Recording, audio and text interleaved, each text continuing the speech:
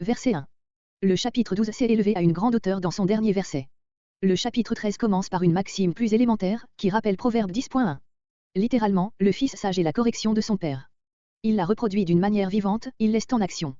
D'autres sous-entendent le verbe du second membre, le fils sage écoute, ce qui n'est pas hébreu et procure un sens par trop simple. Le moqueur, l'homme qui a secoué tout joug moral et qui repousse toute idée religieuse, c'est un contempteur de la vertu et de la piété. Voir Proverbe 1.22. Verset 2. Pour le premier membre, comparez Proverbe 12.14. Le bien qu'un homme aura fait par ses paroles sages et bienveillantes, il le retrouvera, il savourera à son tour le fruit que d'autres avaient recueilli de ses discours inspirés par de bons sentiments. Les perfides, qui sacrifient à leur profit toute sincérité, n'ont qu'une pensée, triompher par la violence, si la violence est nécessaire. Mais ils s'attirent de dures représailles. Verset 3. Qui veille sur sa bouche, garde son âme, littéralement, la vie. Il éloigne les vengeances qui mettraient sa vie en danger. Comparez Proverbe 21.23. Qui ouvre trop ses lèvres, qui parle trop, ou inconsidérément, Proverbe 12.23. Comparez le verset entier à Proverbe 18.21. Verset 4. Sera rassasié, littéralement, engraissé. C'est ici un des nombreux proverbes dirigés contre la paresse. Voir Proverbe 12.27. Verset 5. Il y a toujours un élément de mensonge et d'exagération dans les diffamations et les outrages. Le juste, qui a toute fausseté en horreur, ne tombera donc pas dans ses péchés. Verset 6. Maxime analogue à Proverbe 11.5. Au lieu de la forme concrète, l'homme intégrant ses voies et le pécheur, l'hébreu emploie la forme abstraite, l'intégrité de voie et le péché, pour désigner d'une manière plus frappante le double rapport possible de l'homme avec Dieu.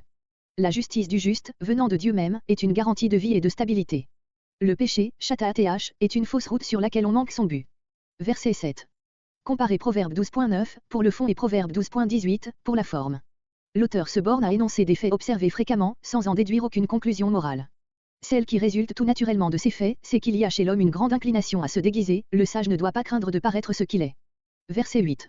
N'aie point de honte et ne te fâche point de la pauvreté, si Dieu te l'envoie, il est des temps où elle est avantageuse car les richesses sont souvent cause que leurs possesseurs est épié, vexé et rançonné par les voleurs ou par les gouverneurs iniques, mais le pauvre n'est point travaillé de la crainte de ces choses, Pierre de Launay. La richesse a son utilité, mais mieux vaut encore être négligée par les voleurs.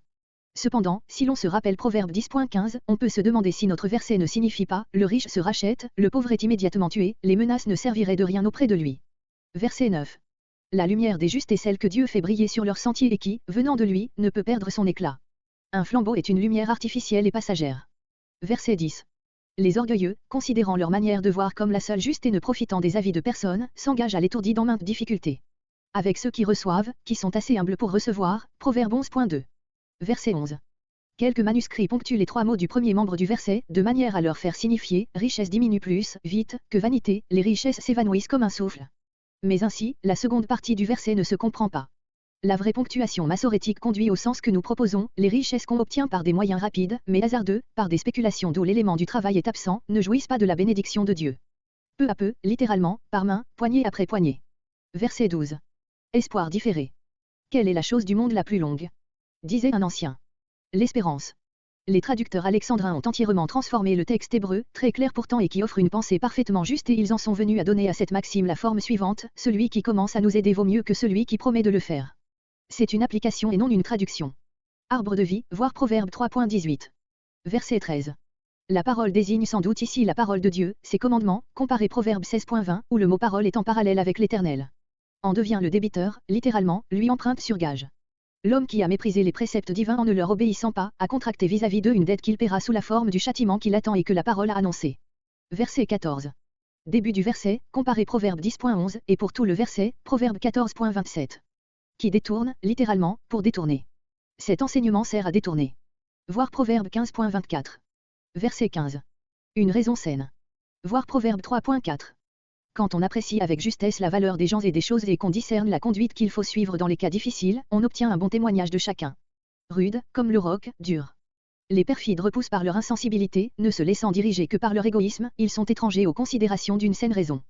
Verset 16. L'homme avisé, Proverbe 12.23, ne fait pas parade de sa sagesse, il se borne à agir sagement. L'insensé parle beaucoup, par tout ce qu'il fait, étale sa sottise comme un colporteur sa marchandise. Verset 17. Le messager, l'agent, chargé par autrui d'une tâche ou d'une mission. Méchant, malicieux, infidèle, qui fausse les choses à son avantage. Celui-là non seulement fait tomber dans le malheur celui qui l'emploie, mais tombera lui-même. L'envoyé fidèle, littéralement, des fidélités, pluriel qui exprime une fidélité absolue. Apporte la guérison, non pas aux mots causés par le précédent messager, mais en général aux cœurs inquiets. Verset 18. Littéralement, misère et honte et qui repousse l'instruction. Celui-là devient le type de la misère. Proverbe 10.17 et Proverbe 13.4 nous ont déjà présenté une tournure pareille et nous la retrouverons encore Proverbe 14.35. Pour la pensée, voir Proverbe 12.4, Proverbe 15.5, Proverbe 15.32. Non seulement misère, mais aussi honte, car il aura été le propre artisan de son malheur. Verset 19. On pourrait paraphraser, aussi les insensés répugnent à s'éloigner du mal qui leur permet de réaliser leurs désirs. Verset 20. Qui fréquente, littéralement, fréquente les sages et devient, tu deviendras, sage. Le second membre du verset présente un jeu de mots, celui qui ferait, roé, s'en trouve mal, GROA, que nous ne pouvons rendre en français. Verset 21. Littéralement, mais il récompense les justes par le bonheur. Le sujet vaguement indiqué ainsi serait Dieu. Cette forme de langage est assez fréquente dans Job, Job 3.20, Job 30.11. Verset 22. L'homme de bien laisse après lui une fortune d'abord, puis une postérité florissante qui en jouit. Ce verset, comme notre livre tout entier, pose la règle, fais bien et bien te sera. Sans se préoccuper des démentis que lui donne l'expérience terrestre. Verset 23. Le champ défriché. L'hébreu désigne une pièce de terre cultivée pour la première fois. Le pauvre n'a peut-être à son usage qu'un morceau de terrain inculte, dont personne n'avait voulu jusque-là, ou qui, faute d'entretien, était devenu sauvage et sur lequel il doit travailler longtemps pour le rendre propre à la culture.